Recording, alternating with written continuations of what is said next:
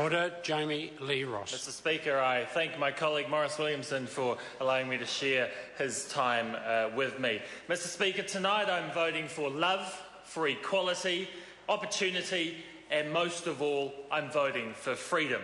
I'm voting tonight to give all New Zealanders the same opportunity that I had when I married my wife, the freedom to marry the person I love. A very simple concept, but one that's been denied to so many people for so long. We're all fortunate that we sit in this House of Representatives in a democracy that values individual freedoms and individual rights, a democracy that values New Zealanders having the ability to determine for themselves what they do with their own life. Many arguments can be made both for and against same-sex marriage, but when I was considering how I should vote on this issue, the question was never, why should same-sex couples be allowed to marry? The question was always, why on earth shouldn't they be allowed to marry? And that I can't explain, Mr Speaker. I can't explain why two people of the same sex shouldn't be allowed to marry, because it just seems daft to me that we could deny two people the right to marry simply because they love someone that's of the same gender. I've yet to hear anyone put forward a rational and a principled reason why it's necessary to deny someone the right to marry two people simply because of their sexual orientation. It's wrong, Mr Speaker. Recently on a local botany Facebook website, a constituent made the wise observation: marriage is about love.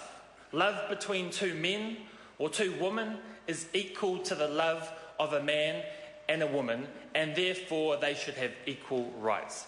And that's what it all boils down to.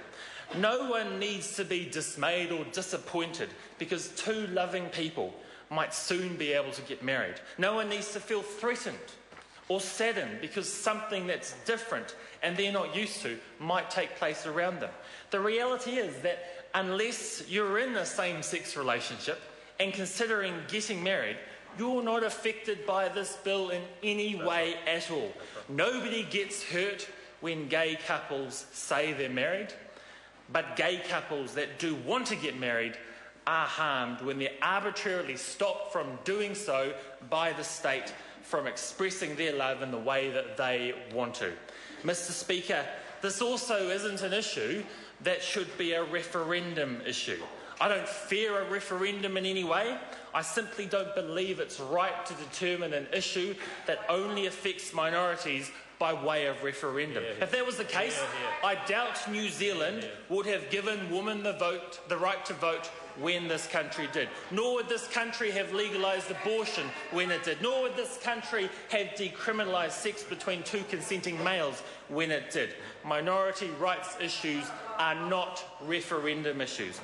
Mr Speaker, I want to briefly talk also about the question of children, because it's a common theme that some opponents have been raising. The prevailing wisdom seems to be that every child must have a mother and a father. I know it's a touchy subject, but as someone who actually grew up without a mother and without a father, I think I'm somewhat qualified to speak on the issue.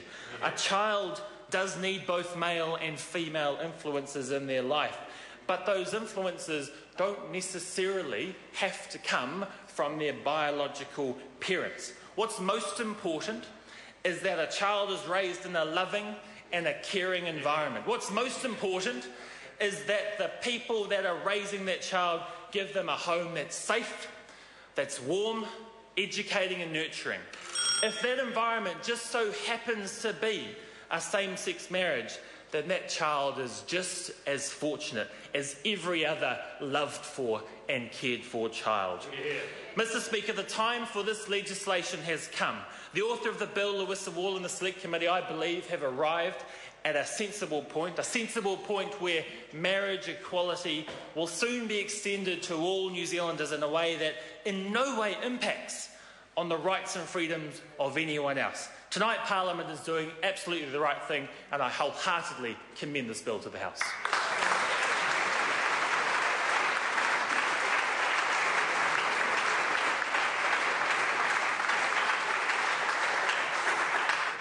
I call on Grant Robertson. Thank